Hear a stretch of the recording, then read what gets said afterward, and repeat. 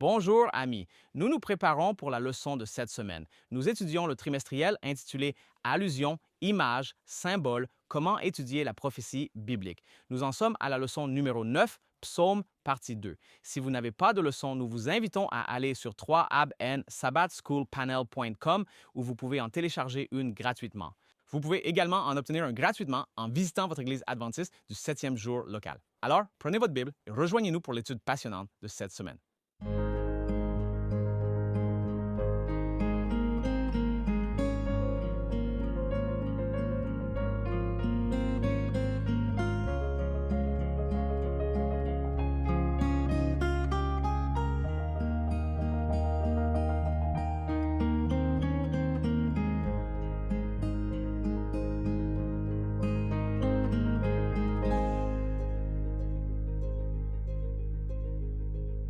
Bonjour amis, bienvenue à 3ABN Sabbath School Panel. Je m'appelle John Denzi. C'est une bénédiction et un privilège d'être avec vous pendant cette heure d'étude de la parole de Dieu.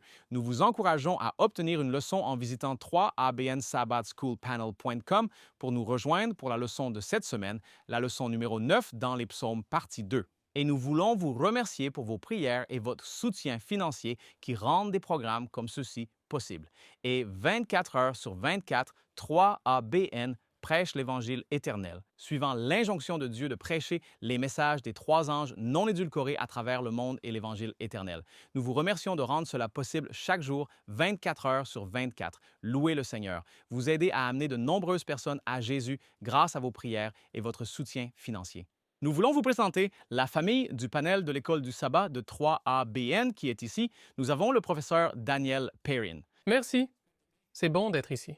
J'ai la leçon de lundi qui est l'espoir dans la tourmente. Amen, Sir Jill Morricone. Merci, Pasteur Johnny. Mardi, nous examinons à ses pieds. Amen. Pasteur James Rafferty, qu'avez-vous? Content d'être ici, Johnny. J'ai la leçon de mercredi intitulée Vin et Sang. Vin et sang. Sir Shelley Quinn, qu'avez-vous? J'ai la leçon de jeudi intitulée « Que votre salut soit connu ». Amen. Amen. Voulez-vous nous conduire dans la prière? Ce serait un privilège. Père saint et juste, nous te remercions pour le privilège d'être tes enfants, que nous puissions t'appeler Abba, Papa. Père, nous te remercions pour ta parole par laquelle tu te révèles à nous, et nous te remercions, Père, pour la prophétie qui prouve ta parole quand elle s'accomplit, mais nous te remercions aussi pour les prophéties, Seigneur, qui nous aident à connaître et préparer nous pour l'avenir. Alors maintenant, nous demandons que votre Saint-Esprit nous guide, qu'il nous aide à transmettre ce que nous avons étudié et que nous soyons tous bénis. En Christ, nous prions. Amen. Amen. Merci beaucoup. Je voudrais vous informer comment obtenir une copie de nos notes. Chacun de nous prépare des notes avec beaucoup de prières et de dépendance envers le Seigneur, le Saint-Esprit, pour nous guider. Et nous n'avons pas toujours l'occasion de partager tout ce qui figure dans nos notes. Donc, pour obtenir nos notes gratuitement chaque semaine, vous vous inscrivez une fois et ensuite vous les recevez continuellement. Absolument. Allez sur 3abnsabbathschoolpanel.com et vous verrez un onglet où vous pouvez vous inscrire une fois et ensuite vous continuez à les recevoir semaine après semaine. Et nous demandons également que vous priez pour nous afin que le Seigneur continue de nous utiliser. Allons-y et commençons notre étude et nous passons à la deuxième partie des psaumes. Je lis maintenant le texte de mémoire. Que les peuples te louent, ô Dieu, que tous les peuples te louent, que les nations se réjouissent et qu'elles soient dans l'allégresse, car tu jugeras les peuples avec droiture et tu gouverneras les nations sur la terre. Psaume 67, versets 3 à 4. Et la leçon de cette semaine est une leçon passionnante. Nous allons examiner les psaumes et d'autres écritures et notre espoir et prière est que vous soyez bénis. Je vous lis un extrait de la leçon et il dit « Quand nous pensons aux événements de la fin, nous avons tendance à nous concentrer sur les bêtes et les puissances de l'Apocalypse. Et bien sûr, elles jouent un rôle important. Sinon, Dieu ne les aurait pas mises dans la Bible pour que nous les comprenions. Voir l'Apocalypse, chapitre 1, verset 3. La prophétie traite également des questions clés liées au péché et à la souffrance, au jugement. Là, la bataille entre le bien et le mal, à la nature de la justice et de l'injustice, à la persécution et plus encore. Passons donc à la partie de dimanche de la leçon, une aide en temps de détresse. Ainsi, ma partie consiste à entrer dans Psaume 46, un psaume très connu et l'un de mes préférés. Psaume 46 commence par le verset 1 avec les mots suivants. Dieu est pour nous un refuge et un appui, un secours qui ne manque jamais dans la détresse. Wow, quel début pour un de ces psaumes pleins d'informations et d'inspiration. C'est puissant. Remarquez qu'il est dit que Dieu est notre refuge. Qu'est-ce qu'un refuge? Un refuge est un endroit où vous êtes en sécurité, protégé de tout mal qui pourrait survenir ou et de n'importe quelle manière qu'il arrive, à n'importe quel moment. Mais il est dit ici que Dieu est notre refuge. Sur terre, il n'y a vraiment de refuge qu'en Dieu. En Dieu, il y a un refuge, mais il n'y a pas seulement un refuge, il y a de la force. Nous trouvons de la force dans le Seigneur. Il nous donne de la force. Et vous vous souvenez de personnes comme Paul qui a dit « Je peux tout faire par Christ qui me fortifie ». Il nous fortifie. Nous ne connaissons pas la mécanique de cela. Nous savons juste que lorsque nous mettons notre confiance en lui, il nous bénit avec de la force. Ce n'est pas le nôtre. Cela lui appartient et il nous bénit. Nous devrions donc le louer. Mais il dit aussi un secours toujours présent dans la détresse. Je ne sais pas si vous avez déjà été dans une situation, quelque chose vous est arrivé sur l'autoroute, vous devez joindre quelqu'un ou votre voiture est tombée en panne ou il y a une sorte d'urgence médicale, vous appelez quelqu'un sur qui vous comptez et le téléphone sonne ou est occupé et vous ne pouvez pas atteindre la personne. Mais Dieu a je ne sais pas, des lignes ouvertes, appelons ça, tout le temps, 24 heures sur 24. Vous ne recevrez pas de signal occupé. Vous ne recevrez pas, je suis désolé, je suis en vacances. Cela, c'est toujours donner une aide présente en temps de détresse et nous vous encourageons à vous concentrer sur cela. Dieu est une aide pressante en temps de détresse et il peut être une aide pressante en temps de détresse pour vous. Donnez-lui cette opportunité. Et puisque nous savons cela, nous passons au verset 2. Le verset 2 dit « C'est pourquoi, à cause de cela, nous ne craindrons pas. Nous n'allons pas avoir peur. Quels sont certains des éléments ou raisons pour lesquels nous n'aurons pas peur et que pourrait-il se passer qui provoqueront la peur même si la terre est déplacée. Beaucoup de gens auront très peur quand ils verront la terre déplacée. Et que dire d'eux, et cela dit, même si les montagnes sont transportées au milieu de la mer. Mais je suis sûr que si vous voyez une montagne être enlevée et jetée dans la mer, vous allez avoir peur. Parfois, certaines choses nous font peur. Soit des bruits forts et quelque chose venant vers nous, nous pouvons avoir peur. Je me souviens d'une fois où je conduisais à Chicago et alors que je conduisais, je pensais à de la musique que j'écoutais, mais soudain, la musique n'était pas assez forte comparée au tonnerre que j'ai entendu et à l'éclair que j'ai vu. Et c'était si fort que, par la grâce de Dieu, je ne pense pas que cela arrivera maintenant, mais mon cœur s'est arrêté. Et c'est comme si le Seigneur m'avait dit quelque chose. C'était comme « Pourquoi as-tu peur? Je suis avec toi. » Et c'était comme si j'avais réalisé qu'il semblait que Dieu me parlait. Je n'ai pas entendu de voix, mais c'était une pensée si forte que Dieu me faisait savoir « Je suis avec toi. » Et j'ai vraiment ressenti une sérénité, une paix.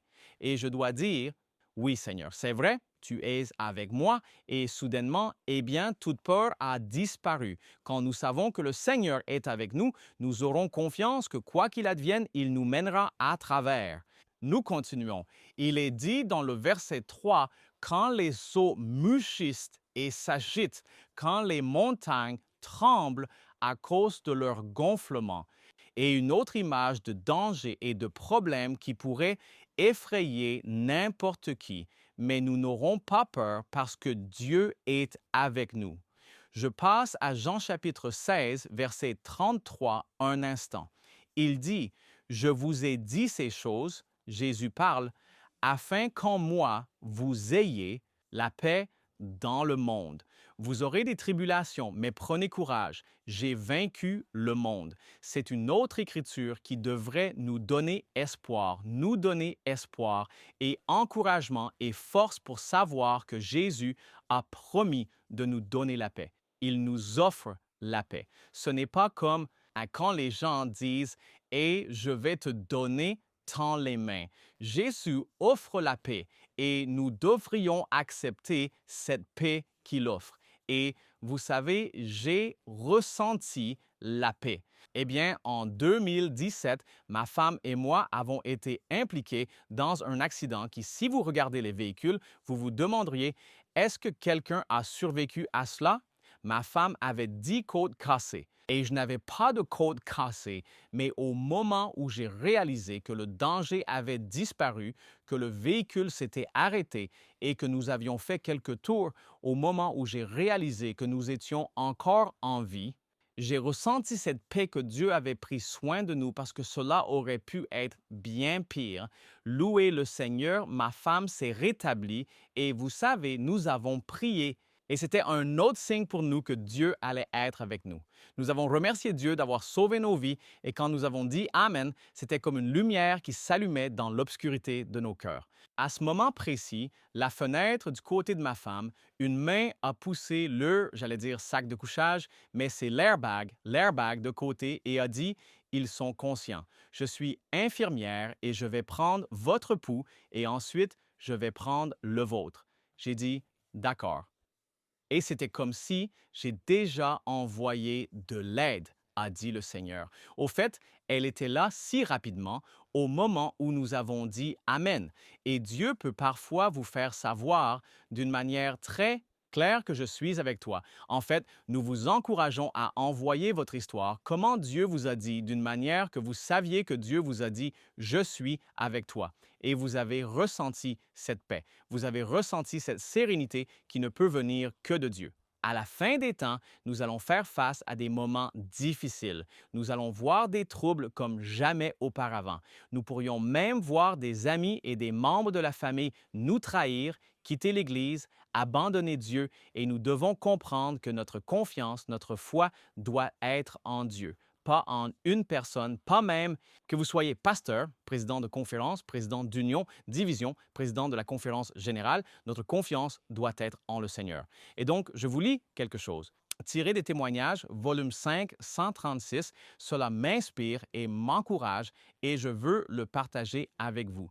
Cela dit, quand la religion du Christ est le plus méprisée, quand sa loi est le plus méprisée, alors notre zèle devrait être le plus chaleureux et notre courage et fermeté les plus inébranlables. Se tenir courageusement en défense de la vérité et de la justice lorsque la majorité nous abandonne pour livrer les batailles du Seigneur quand les champions sont rares. Ce sera notre épreuve. À ce moment, nous devons puiser de la chaleur dans la froideur des autres, du courage dans leur lâcheté et de la loyauté dans leur trahison. Continuons à regarder vers Jésus, l'auteur et le consommateur de notre foi. Psaume 46, versets 4 et 5. Il y a une rivière dont les courants réjouiront la ville de Dieu, le lieu saint du tabernacle du Très haut. Cela m'évoque la cité de Dieu, la nouvelle Jérusalem, et nous pouvons nous réjouir et comprendre que Jésus est allé préparer une place pour nous. Remarquez le verset 5, Dieu est au milieu d'elle, elle ne sera pas ébranlée. Dieu viendra à son secours au lever du jour. Dieu veut être votre force, votre refuge, et je vous encourage à vous donner à lui complètement. Il est une aide pressante en temps de détresse. Traversez-vous des difficultés en ce moment? Comprenez que Dieu est une aide pressante et veut vous aider pendant cette période de tribulation. Ah, Amen. Merci, Pasteur Denzi. Mon nom est Daniel Perrine et j'ai la leçon de lundi qui est intitulée « Espoir dans la tourmente ». Vous venez de recevoir un peu d'espoir au milieu du tumulte, ce texte dans Jean 16, 13, « Prenez courage, j'ai vaincu le monde ». 16, 33, c'est une leçon de contraste ici, pour espoir et tourmente. Et il a juste demandé, et je vais demander à nouveau, vivez-vous actuellement des troubles dans votre vie? Il y a beaucoup de choses que vous pourriez peut-être mentionner. D'ailleurs, parfois nous provoquons notre propre tourmente, n'est-ce pas? Mais avez-vous de l'espoir en ce moment? Nous avons besoin d'un bon ratio espoir-tumulte dans notre vie. Si tout ce que nous voyons est le tumulte, c'est déprimant, c'est décourageant. Mais si tout ce que nous voyons est l'espoir et que nous ignorons tout signe de problème, eh bien, nous pouvons être égarés dans notre façon de voir le monde. Je n'ai aucune idée de ce qui se passe dans les 4 prochains mois. Oui, mais il pourrait y avoir beaucoup de bouleversements qui éclatent sur ce globe dont nous n'avons aucune idée pour le moment alors que nous en parlons.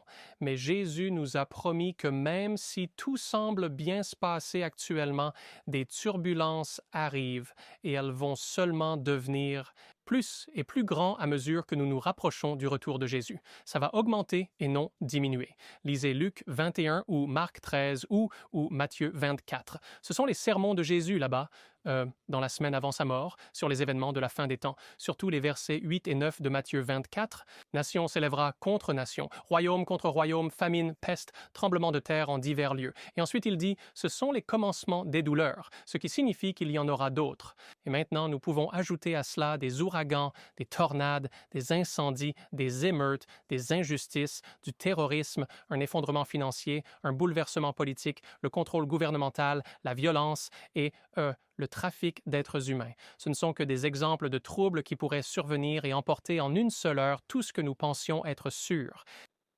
D'autre part, il est dit dans l'Apocalypse chapitre 7 qu'il y a 4 anges, au moins symboliquement 4 anges, couvrant toute la surface du globe, retenant l'assaut du chaos qui est possible.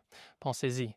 Si vous pensez que le monde est en train de s'effondrer en ce moment, imaginez ce qu'il pourrait être. Ce que cela pourrait être, sauf que Dieu, dans sa miséricorde, nous a jusqu'ici protégés des forces implosives de l'égoïsme. Alors, comment pouvons-nous avoir de l'espoir, un réel espoir au milieu de cela? Cela ne vient pas du fait de stocker des provisions et d'avoir une forteresse imprenable que rien ne peut franchir. Nous pensons que si j'ai assez, si je suis assez fort, si je construis des murs assez grands, rien ne peut me passer. C'est honnêtement ce que pensaient les constructeurs de la tour de Babel. Nous allons nous construire une tour jusqu'aux cieux s'il y a à nouveau un déluge. Et je suis sûr qu'ils avaient d'autres pensées en tête aussi. Mais bien qu'il soit sage d'avoir un petit supplément dans sa vie pour affronter quelques hauts et bas, car des hauts et des bas arrivent, nous ne pouvons pas nous sauver du tumulte. Nous ne pouvons pas, par notre propre force, être notre propre sauvetage d'une manière ou d'une autre. Je pense à Luc 21, verset 26. En parlant de cela, il dit « Les hommes rendront l'âme de terreur ». Le tourment qui vient avant le retour de Jésus sera quelque chose de bien plus qu'un simple accroc ou un incident sur notre chemin dans le monde. Alors nous devons connaître le tableau d'ensemble et voici l'espoir. Nous devons connaître le tableau d'ensemble, que ce monde n'est pas tout ce qui existe et c'est le message entier de la Bible.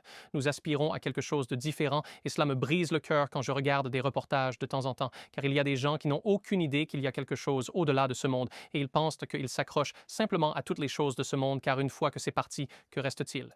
Et une fois que nous avons une image de la grande histoire que nous voyons dans le psaume 22, 28, car le règne est au Seigneur et il domine sur les nations. Nous voyons que Dieu, il y a une grande histoire et elle ne se termine pas ici sur la terre, ou le psaume 23. Et ce psaume est une espérance au milieu des tumultes qui se termine par « Je demeurerai dans la maison du Seigneur pour toujours ». Donc nous savons que cet espoir au milieu des turbulences ne signifie pas que tout sera facile, ne signifie pas que tout sera simple. Il y aura encore un temps de trouble, mais cela va se terminer, une fin glorieuse pour les saints de Dieu. En fait, Dieu permet le tumulte dans notre vie parce qu'il teste notre foi, aide à renforcer notre foi, n'est-ce pas? Je veux dire, n'est-ce pas ce que cela a fait à Hanania, Michaël et Azaria sur la plaine de Doura en regardant? Ils ont vu cette image se dresser pendant les semaines et mois précédents. Ils savaient que ce test arrivait. Le tumulte était à leur horizon et ils sont entrés dedans et ils ont toujours fait confiance à Dieu et cela a renforcé leur foi. Et c'est devenu un renforcement de la foi pour les autres. Donc, c'est la clé de l'espoir, je pense, ici même, que nous devons faire confiance à Jésus. Cela semble si simple. Je veux dire, bien sûr, fais confiance à Jésus, mais c'est plus que de simples mots. La confiance en Jésus se construit sur l'expérience de sortir avec foi. Et Dieu va vous donner des expériences maintenant pour agir avec foi, pour dire la bonne chose, pour faire la bonne chose quand votre vie n'est pas encore en jeu, quand tout ne s'effondre pas. Dieu va vous donner la capacité, la possibilité de faire quelque chose qui vous donne l'expérience de lui faire confiance quand les choses sont un peu difficiles. Et cette obéissance en ce moment vous prépare alors pour l'avenir. Psaume 63, verset 7. Je pense décrit cela très bien. « Parce que tu as été mon aide, c'est pourquoi à l'ombre de tes ailes je me réjouirai. » C'est pourquoi David pouvait dire « Le Seigneur m'a sauvé de la patte du lion et de l'ours, donc il me sauvera de la main de ce Philistin. » Nous devons placer notre confiance dans les messages prophétiques de Dieu, et nous voyons cela illustré dans la vie de Jérémie parlant à Sédécias. En fin de compte, il lui a dit dans Jérémie chapitre 38, verset 2, alors que l'agitation entoure Jérusalem et le peuple, et il dit « Vous devez vous rendre aux disciplines de Dieu.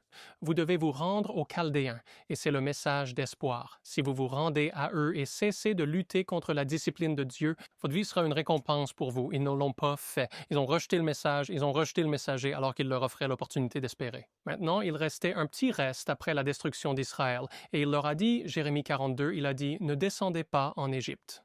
N'allez pas en Égypte. Vous mourrez là-bas. Restez ici. Voici votre espoir. Votre vie sera préservée si vous restez ici. » Eh bien, qu'ont-ils fait? Ils ont rejeté le messager et ils l'ont emmené. Ils l'ont traîné jusqu'en Égypte également. Ils ont rejeté l'espoir que Dieu leur offrait. L'espoir que Dieu nous envoie n'est pas toujours un message de facilité et de confort, et que tout ira bien, que vous allez naviguer sans douleur ni épreuve. Cela implique parfois de confronter votre péché et votre égoïsme. Voici maintenant le parallèle que je veux partager avec vous aujourd'hui, que nous avons de l'espoir en pleine tourmente en ce moment. Dieu a envoyé des messages d'espoir par l'intermédiaire d'un messager du temps de la fin. Si vous êtes familier avec les écrits d'Ellen White, qui a vécu de 1827 à 1915, alors vous savez que je fais référence aux choses qu'elle a écrites, qu'il y a des écrits, des livres, des articles que Dieu a inspirés à être écrits pour nous aujourd'hui.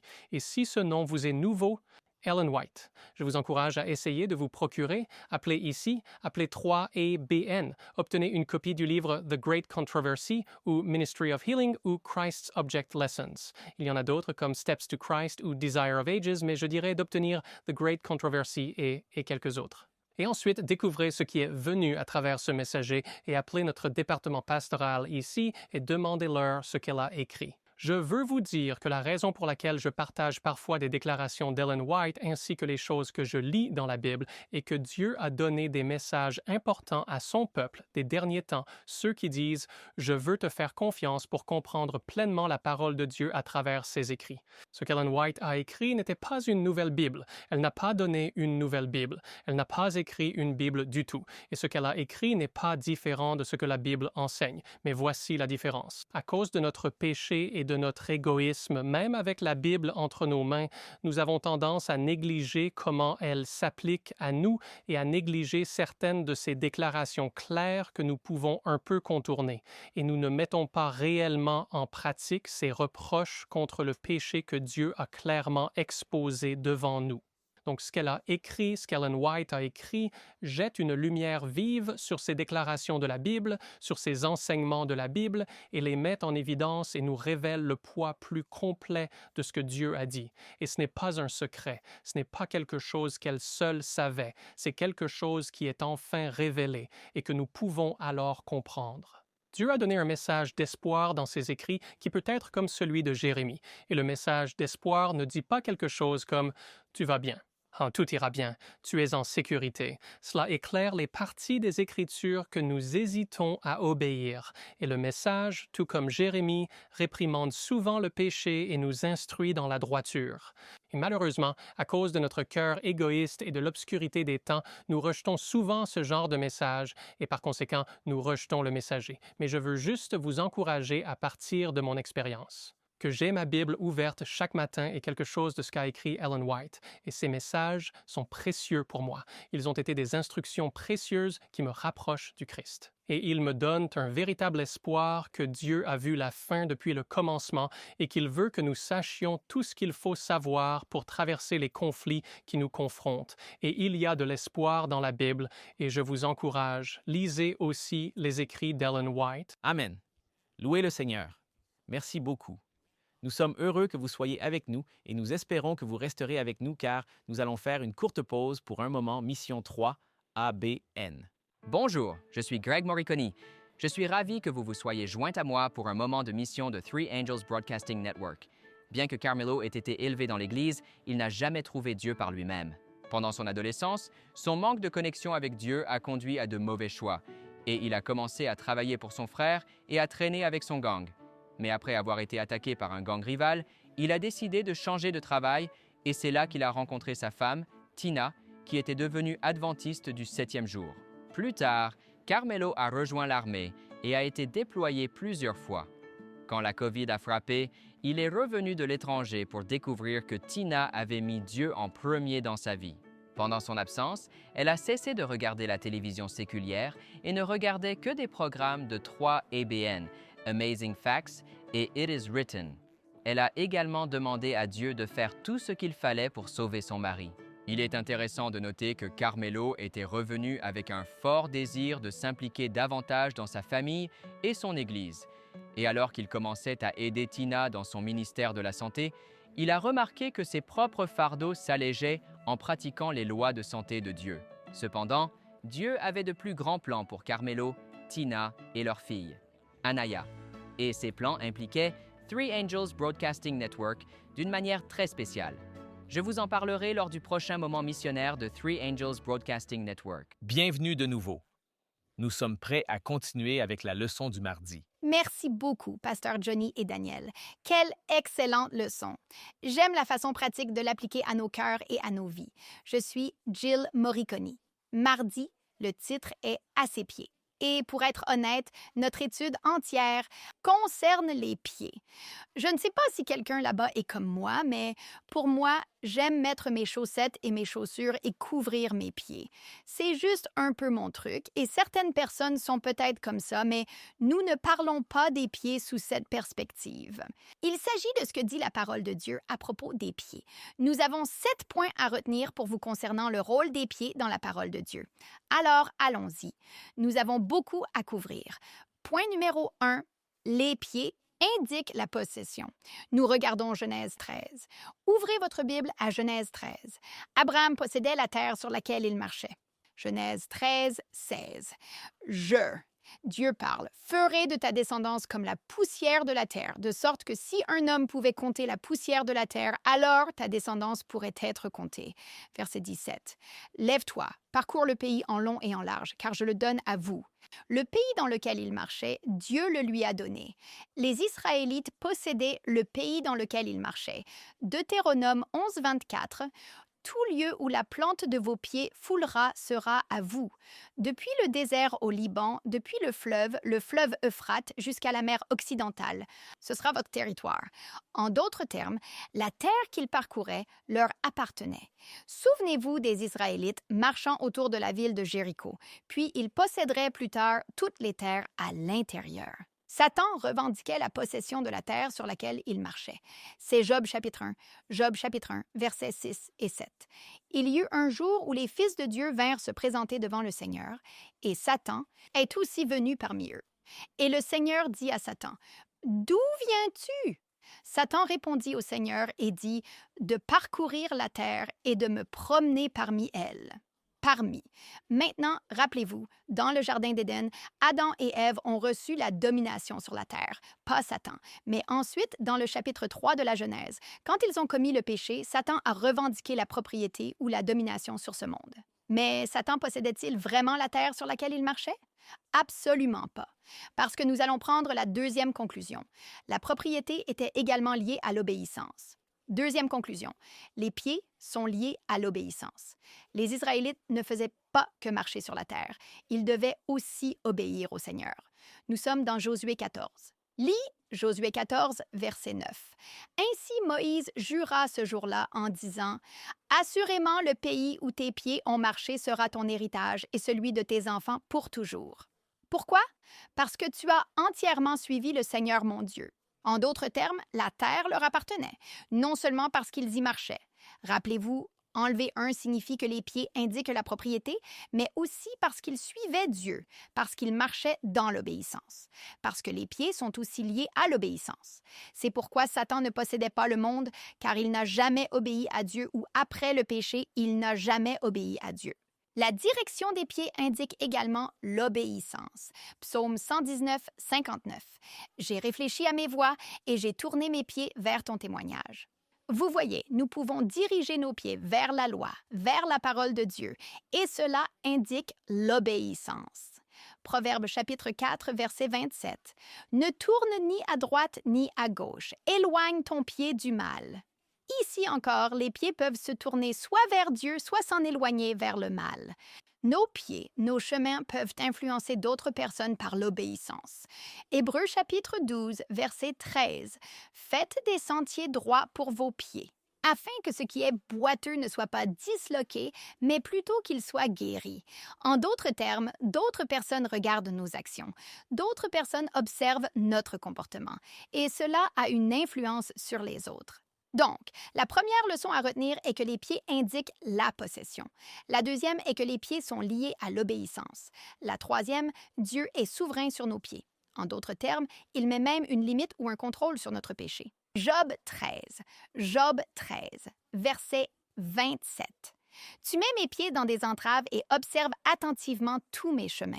Tu fixes une limite à la plante de mes pieds. En d'autres termes, Dieu est souverain. Et il dit jusqu'ici et pas plus loin. Parfois, nous pensons peut-être. Est-ce que Dieu veille vraiment sur le monde? Mais vous savez, si Dieu n'avait pas les 4 anges tenant les vents de conflit, pouvez-vous imaginer un monde sans bonté? Non. Pas de gentillesse, pas d'amour, seulement le mal, la corruption et le péché. Ce serait incroyablement terrible. Donc Dieu est souverain même sur nos pas. 4e point à retenir. Pied. Foi, dévotion, adoration, louange et supplication. Vous devez prendre des notes parce que nous n'allons pas lire tous ces versets, mais nous allons avancer rapidement ici. Marie était assise aux pieds de Jésus en dévotion. Rappelez-vous, Marthe servait dans la cuisine. Marie était assise à ses pieds en dévotion. Jean, dans l'Apocalypse chapitre 1, tomba aux pieds de Jésus en adoration. Quand il vit Jésus, il tomba en adoration. Le Samaritain se jeta aux pieds de Jésus en louange. C'est dans Luc 17. Il fut guéri et revint glorifier Dieu, et il se jeta aux pieds de Jésus en louange. Jaïrus se jeta aux pieds de Jésus en supplication. C'est dans Luc chapitre 8. Quand il a supplié Jésus de venir et guérir, il tomba aux pieds de Jésus en supplication. Numéro 5.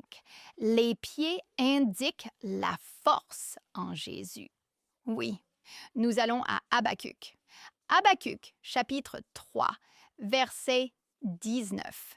Dieu nous donne la force de surmonter. Il nous fortifie.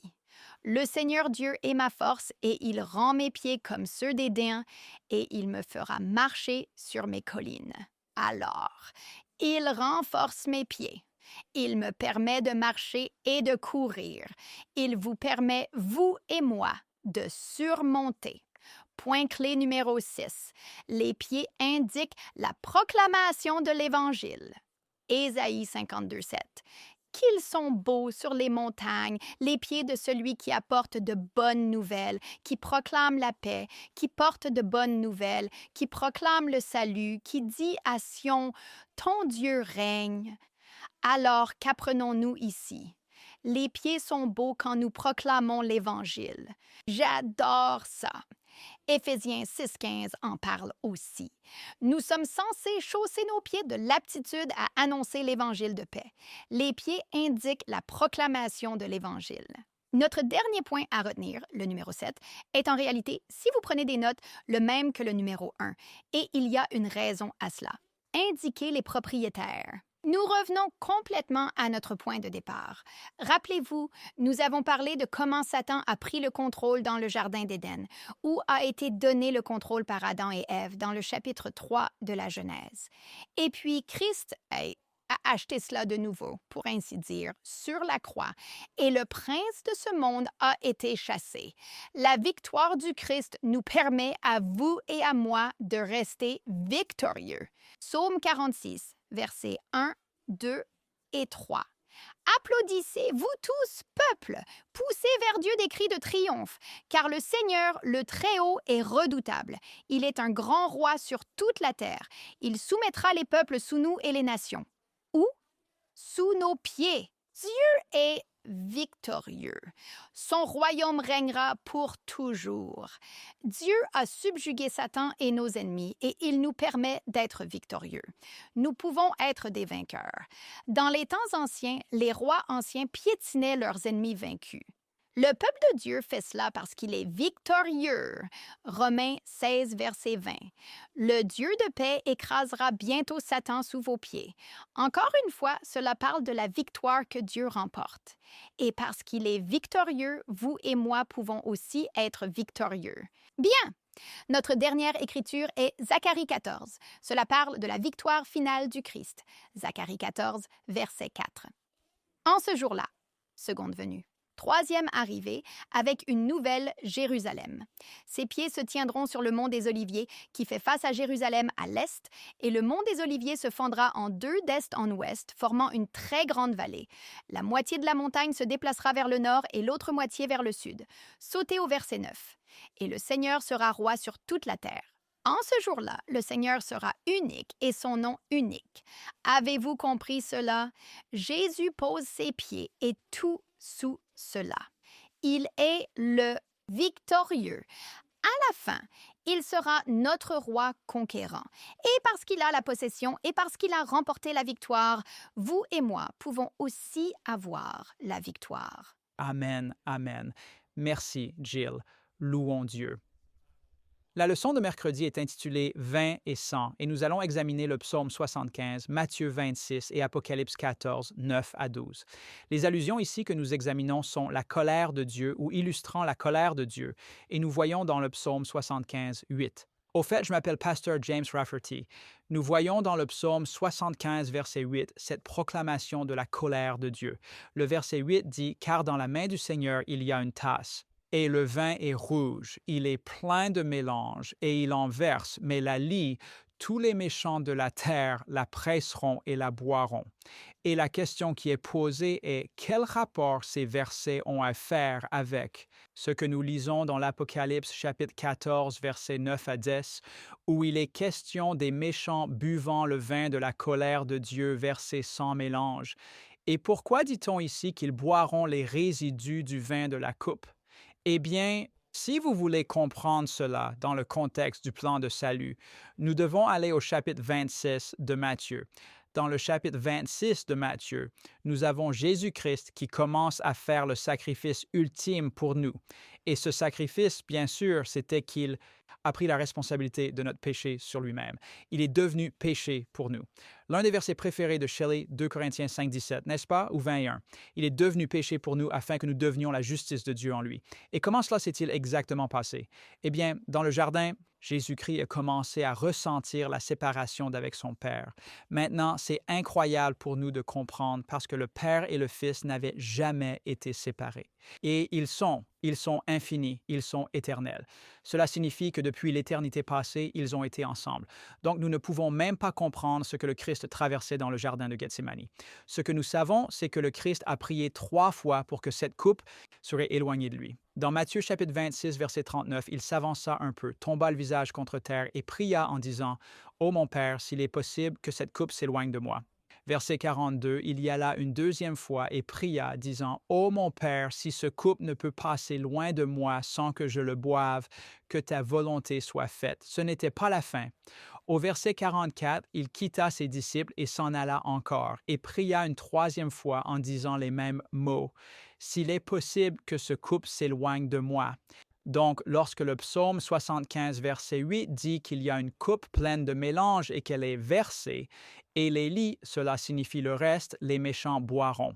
Cela fait référence à cette expérience de Jésus-Christ. Jésus-Christ a déjà bu la coupe, et il a bu la coupe pour nous afin qu'aucun de nous, aucun de ceux qui croient en Jésus-Christ, et même ceux qui ont la possibilité de croire en Jésus-Christ, ne vivrait ce qu'il a vécu.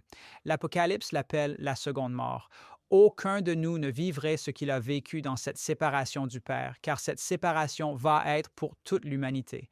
tous ceux qui ont péché et sont privés de la gloire de Dieu sans Christ et sans réclamer sa justice, cela va être une séparation éternelle. Et c'est ce que Christ a vécu, c'est ce qu'il a goûté. Maintenant, nous voyons cela à plusieurs endroits dans les psaumes. Nous n'aurons pas le temps de parcourir tous les psaumes, mais dans ce que nous allons lire, nous allons voir une corrélation directe, une allusion, une imagerie, un symbolisme, peu importe comment vous voulez l'appeler. Nous allons voir un lien direct avec les déclarations prophétiques de l'Apocalypse, surtout les messages des trois anges. Et ce troisième message, la coupe du vin de la colère de Dieu. Psaume 77, 1 à 4. Et alors que nous commençons ici, je veux juste vous encourager. Ce serait vraiment bien pour vous de prendre les psaumes et de les lire comme si Dieu parlait de sa propre expérience en Jésus-Christ. Et lorsque vous les lirez de cette manière, vous découvrirez des perspectives sur ce que le Christ a traversé que vous n'auriez peut-être jamais vu auparavant. Alors, en lisant ces psaumes, pensez que c'est ce que Christ vit dans sa vie, au moins émotionnellement, sinon physiquement. J'ai crié vers mon Dieu, psaume 77, verset 1, de ma voix même vers mon Dieu, de ma voix, et il m'a entendu. Verset 2, et au jour de ma détresse, j'ai cherché le Seigneur. Ma plaie s'est ouverte la nuit et n'a pas cessé. Mon âme a refusé d'être consolée. Je me suis souvenu de Dieu et j'ai été troublé. J'ai pleuré et mon esprit était accablé. C'est là. Tu tiens mes paupières ouvertes. Je suis tellement troublé que je ne peux pas parler. Maintenant, pensez à cela. Je me suis souvenu de Dieu et j'étais troublé. Habituellement, nous nous souvenons de Dieu et nous ne sommes pas troublés, mais c'est l'expérience des méchants. Ils se souviennent de Dieu et cela les trouble parce qu'ils n'ont pas cette relation, parce qu'ils ont cette séparation avec Dieu. Et Jésus-Christ en fait l'expérience. Il est si troublé qu'il ne peut pas parler. Dans le jardin de Gethsémani, il pouvait à peine parler. Il était tellement troublé, il était accablé. Le désir des âges, page 685, l'auteur que Daniel a mentionné, Ellen G. White, dit ceci. Alors qu'ils approchèrent du jardin, les disciples avaient remarqué le changement qui s'était opéré chez leur maître. Jamais auparavant, ils ne l'avaient vu aussi complètement triste et silencieux. Psaume 69, verset 20, « L'opprobre a brisé mon cœur, je suis accablé de chagrin. J'ai cherché de la pitié, mais il n'y en avait point, des consolateurs, mais je n'en ai trouvé aucun. » Nous avons parlé de comment il est allé 3 fois prier. Eh bien, il s'éloigna des disciples. Il demandait aux disciples de prier avec lui. Puis il est allé prier et ensuite il est revenu vers les disciples et devinez ce qu'il a trouvé? Il les a trouvés en train de dormir. Il dormait pendant la veille la plus importante de sa vie. Les disciples dormaient. Et puis finalement, il a eu pitié d'eux. Et bien sûr, c'est ce que Dieu nous appelle à faire, avoir le même esprit du Christ pour avoir pitié des autres. Et donc le psaume 39 est le prochain, psaume 39, versets 12 et 13. Lisez ceci à nouveau comme si Christ parlait de sa propre expérience. « Écoute ma prière, Seigneur », verset 12 du psaume 39. « Prête l'oreille à mon cri. Ne reste pas silencieux devant mes larmes, car je suis un étranger avec toi, un voyageur comme tous mes pères. Oh, épargne-moi pour que je puisse retrouver ma force avant que je m'en aille et ne sois plus. » C'est ce que Christ pense. C'est l'émotion qu'il ressent. Il ressent que lorsqu'il entre dans cette obscurité, dans cette tombe, il ne va pas en sortir. Il ne pouvait pas voir à travers les hublots du tombeau. Isaïe 88 continue ce même dilemme. Verset 1, « Ô Seigneur, Dieu de mon salut, j'ai crié jour et nuit devant toi. » Verset 2, psaume 428, « Que ma prière vienne devant toi, incline ton oreille à mon cri, car mon âme, verset 3, psaume 428, est remplie de troubles. Ma vie s'approche du tombeau, je suis compté. » Verset 4, « Parmi ceux qui descendent dans la fosse, je suis comme un homme sans force. » Alors, vous voyez, Jésus-Christ est compté comme péché pour nous, afin que nous puissions être comptés comme justice pour lui. Et c'est ce que les psaumes mettent en évidence. Ce sont les déclarations prophétiques. C'est le langage ou l'imagerie prophétique des psaumes. D'accord? Psaume 69, versets 1 à 4. J'ai fait 3 astérisques sur celui-ci. Celle-ci est vraiment puissante, surtout le dernier verset. Tu vas adorer ce dernier verset. Qu'il parle à ton cœur de l'amour que Dieu a pour nous, car tu vois, la colère de Dieu n'est pas quelque chose que Dieu veut que nous vivions. Il l'a prise sur lui-même pour que nous n'ayons pas à la vivre. Les seuls qui vont éprouver la colère de Dieu en sa présence sont ceux qui ont refusé le don qui nous est accordé en Jésus-Christ, le don du salut en Jésus. Psaume 69, en commençant par le verset 1. « Sauve-moi, ô Dieu, car les eaux sont entrées jusqu'à mon âme. Je m'enfonce dans la boue profonde où il n'y a pas de fond. Je suis entré dans des eaux profondes où les flots me submergent. Je suis lassé, verset 3, de mes pleurs. Ma gorge est desséchée. Mes yeux se consument tandis que j'attends mon Dieu sur la croix. Jésus-Christ a dit, « J'ai soif. » Verset 4. Ceux qui me haïssent sans cause sont plus nombreux que les cheveux de ma tête. Ceux qui veulent me détruire, étant mes ennemis à tort, sont puissants. Alors j'ai restauré ce que je n'avais pas pris. Belle image ici de Jésus-Christ, n'est-ce pas? Il est haï par tout le monde autour de lui. Il est submergé par la colère de Dieu, le rejet de son propre peuple, mais il avance, il surmonte tout cela et il restaure quelque chose qu'il n'a pas ôté. Nous sommes ceux qui ont enlevé cela, cet accès à l'arbre de vie. Nous sommes ceux qui ont pris ce que Dieu avait prévu pour nous. Mais Jésus est venu à notre secours. Il est venu comme le plus proche parent, peut-être le deuxième plus proche. Regarde notre dernière session sur le premier plus proche étant bien sûr notre égoïsme. Il est venu et il a pris, il a restauré ce qui était pris par nous, par notre choix. Psaume 41, verset 8. Une mauvaise maladie, disent-ils, s'attache fortement à lui, s'attache fortement à lui. Et maintenant qu'il est couché, il ne se lèvera plus. Il ne s'attendait pas à ce qu'il ressuscite de ce tombeau. Satan ne s'attendait pas à ce que Christ ressuscite de ce tombeau. Ils ont mis une garde de soldats autour de ce tombeau. Ils l'ont scellé. Personne ne sortira de ce tombeau. Personne ne sortira de ce tombeau. Et c'est ce qu'il ressentait, c'est ce qu'il a vécu. Isaïe 50, Psaume 88, versets 5 à 18. Il y a trop de choses ici pour que nous partagions, mais je vais vous donner celle-ci juste pour l'étudier en conclusion. Vous voudrez regarder à nouveau ces psaumes et voir comment ils se rapportent à l'expérience que Christ a eue quand il était sur cette terre. Pas seulement le physique, mais l'expérience émotionnelle qu'il a traversée. Oui, il y a les psaumes où ses mains ont été percées et ses pieds, parlant définitivement de son expérience physique. Mais dans ces psaumes, nous voyons la lutte émotionnelle que Christ a traversée pour nous. Parce qu'admettons-le, le péché apporte tourment émotionnel et culpabilité à nos propres cœurs et l'expérience. Et parfois, le physique n'est rien comparé à l'émotionnel. C'est pourquoi nous essayons de fuir vers l'addiction et la drogue, parce que nous voulons échapper à ce tourment émotionnel. Christ a vécu cela pour chacun de nous. Laisse-le prendre le tien et te donner le cadeau de la rédemption. Amen. Louez le Seigneur. Merci beaucoup à chacun de vous pour vos magnifiques leçons. Je m'appelle Shelley Quinn et notre leçon de jeudi, que votre salut soit connu. Eh bien, tous les chrétiens sont appelés à faire connaître le salut du Seigneur à chaque langue, tribu et peuple. C'est un devoir sacré qui nous a été confié par notre Sauveur, Jésus-Christ. Nous connaissons la grande mission, Matthieu 28, versets 19 et 20, où il dit « Allez, faites de toutes les nations des disciples, les baptisant au nom du Père, du Fils et du Saint-Esprit, leur enseignant à garder tout ce que je vous ai prescrit, et voici, je suis avec vous tous les jours jusqu'à la fin du monde. » C'est notre privilège de partager l'espoir. C'est notre privilège, les pieds qui sont beaux sur les montagnes. Mais nous sommes appelés à proclamer son amour, sa miséricorde et son jugement. Et cela souligne, tout au long des Écritures, cela souligne l'universelle atteinte de la grâce de Dieu à chaque nation, langue et tribu. Alors maintenant, nous allons parcourir le psaume 67, versets 1 à 7.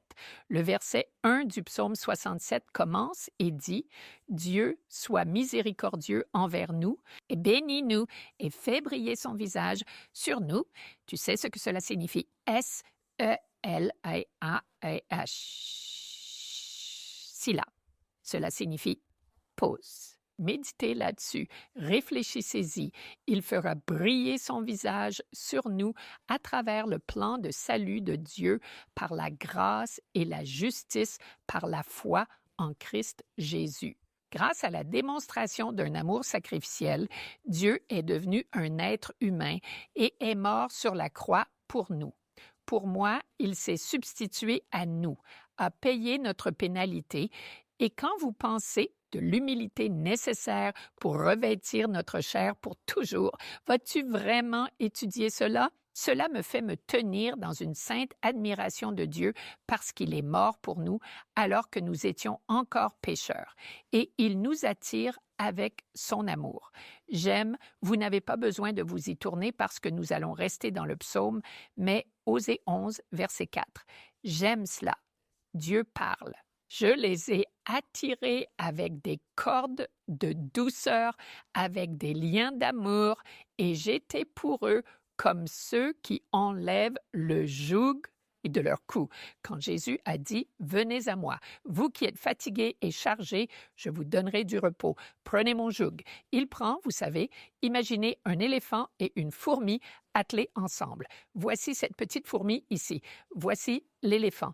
S'ils sont attelés ensemble, qui portent la charge, c'est ce qui se passe. Il soulève notre joug et puis il dit « Je me suis penché et je les ai nourris. » Dans la leçon, je vais citer « Dans son plan du salut, Dieu a pourvu un moyen pour que les pécheurs puissent être réintégrés dans sa présence immédiate et glorieuse sans être anéantis par sa splendeur. » Rappelez-vous, il a dit que personne ne peut voir mon visage et vivre.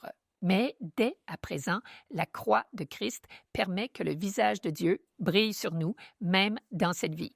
Continuons donc, Psaume 67.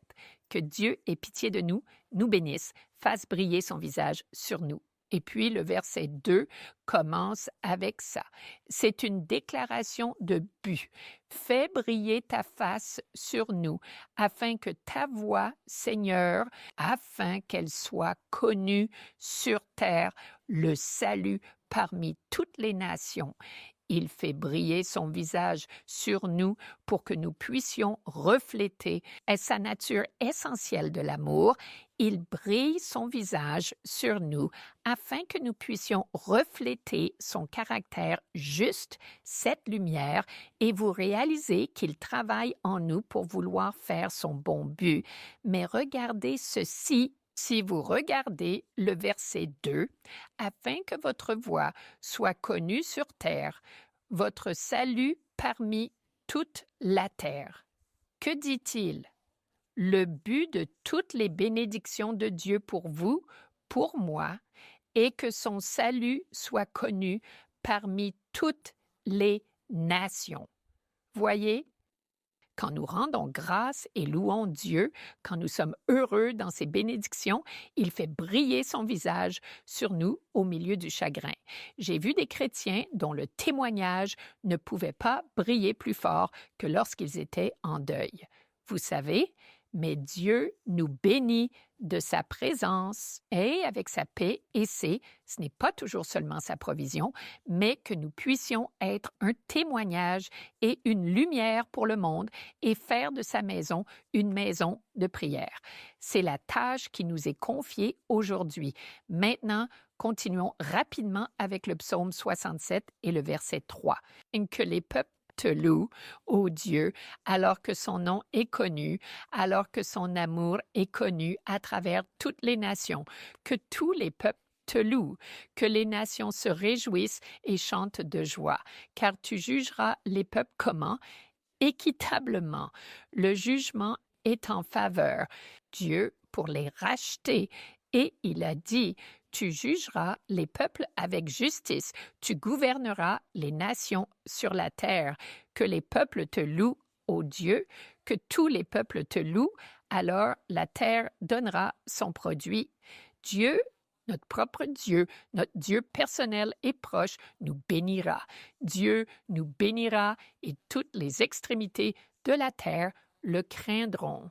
Alors, Psaume 67 capture magnifiquement le cœur de la mission de Dieu, n'est-ce pas? Cela révèle le but de ses bénédictions, c'est que son salut soit connu parmi les nations. Il appelle à l'adoration mondiale du seul vrai Dieu.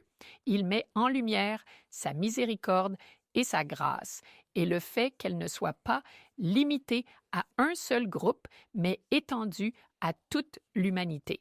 Ainsi, le psalmiste imagine un monde où chaque nation reconnaît la souveraineté de Dieu et l'adore.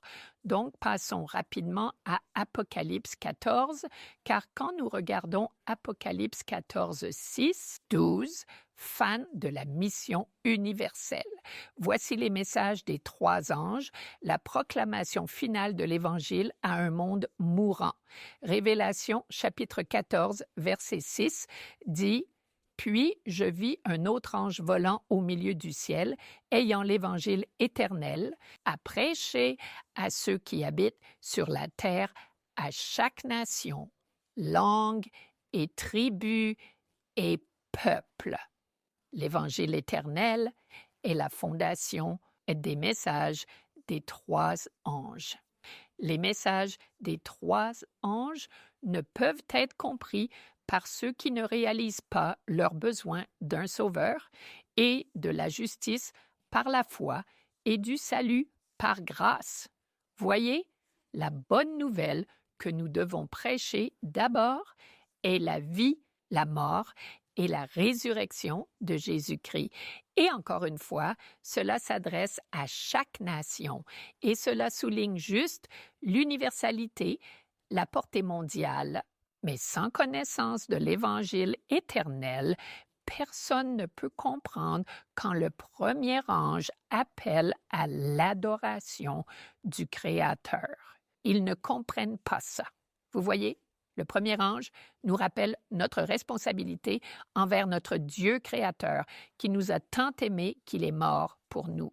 Le deuxième ange avertit de la chute de Babylone et les faux systèmes de culte qui éloignent les gens de la dépendance à Dieu. Le troisième ange est un avertissement solennel du jugement et des conséquences du culte de la bête et de recevoir ses marques. Vous voyez, ces messages nous appellent à nous repentir. Ce n'est pas seulement pour le monde, c'est pour nous tous. Cela nous appelle à une relation plus profonde avec le Seigneur et ceci est, c'est le cœur et la mission de l'Église adventiste du 7e jour, n'est-ce pas? Les 3 anges. Alors, des étapes pratiques très rapidement pour remplir la mission. Témoignage personnel, évangélisation collective, discipulat, mission mondiale, mais l'urgence de la mission nous appelle à nous consacrer à dépendre totalement de l'Esprit Saint parce que Dieu ne nous laisse pas seuls pour faire cela. Il nous donnera la force de transmettre son message. D'accord. Merci beaucoup. Vous avez entendu la voix de Shelley Quinn, du pasteur James Rafferty, de sœur Jill Morricone et de Daniel Perrin. Et nous avons maintenant un peu de temps pour vous permettre de partager un dernier commentaire. Vous savez, lorsque nous sommes en plein tumulte et que les messagers de Dieu nous confrontent à notre péché et nous donnent un message de repentance, c'est un message d'espoir, car cela signifie que Dieu continue de nous implorer. Dieu nous appelle toujours à lui. Alors ne faites pas la sourde oreille au message de repentance que vous entendez. Alors que nous parlons du rôle des pieds dans la parole de Dieu, je veux juste vous encourager à vous prosterner aux pieds de Jésus dans la dévotion, la supplication et la prière, et dans la louange. Et lorsque nous faisons cela, nous sommes alors capables de nous tenir dans la victoire. Tu sais, les apôtres, les disciples du Christ ne comprenaient peu ce qu'il a traversé, les souffrances qu'il a subies. Et quand il a été ressuscité, il a fait une marche avec 2 disciples vers Emmaüs. Et puis il est revenu voir le reste des disciples. Et dans Luc chapitre 24, verset 49, il les a encouragés en revenant aux prophètes. Spécifiquement, il est allé à Moïse, puis il est allé aux prophètes, et ensuite il est allé aux psaumes pour leur révéler ces choses le concernant. Donc, ce que nous venons de traverser dans les psaumes est probablement similaire à ce que le Christ aurait pu faire avec ses disciples pour les encourager. Et j'ai pris tout cela sur moi-même, toute la culpabilité, toute la honte sur moi-même, afin que vous puissiez avoir le salut que j'ai accompli pour vous. Amen. La leçon dit que des ingénieurs du MIT ont créé un revêtement noir à partir de nanotubes et il absorbe 99,95% de toute la lumière visible. Donc, même la lumière la plus brillante qui brille dessus, c'est sombre. Vous savez, il y a des chapitres sombres dans l'Ancien Testament. Le peuple de Dieu gardait la lumière pour lui. Il ne la laissait pas avancer. Et même dans le Nouveau Testament, nous voyons que l'Église du Nouveau Testament a un problème. Alors, souvenez-vous de ce que dit Matthieu chapitre 5, verset 16. Jésus nous a dit que votre lumière brille devant les hommes afin qu'ils glorifient le nom de votre Père céleste. Amen. Amen. Amen. Louez le Seigneur. Et j'avais Psaume 46. Souvenez-vous, Dieu est notre refuge et notre force et il est présent, une aide dans les moments de détresse. Aussi dans Psaume 46, verset 10. Vous savez, vous pouvez traverser des épreuves et vous pouvez vous souvenir, Psaume 46, verset 10, « Soyez tranquilles et sachez que je suis Dieu. Il est Dieu. Il prendra soin de vous Il vous aidera à traverser tout ce que vous traversez. Donc, la semaine prochaine, nous passons maintenant à la leçon numéro 10 sur qui les temps de la fin sont venus. Allons vers le Seigneur en prière pour terminer ce programme. Notre Père céleste aimant, nous te remercions tellement pour les paroles que nous avons entendues. Quel encouragement, quel espoir nous avons en Jésus. Nous prions pour que tu nous aides à considérer ces choses et à les mettre en pratique en te faisant confiance. Au nom de Jésus, Amen.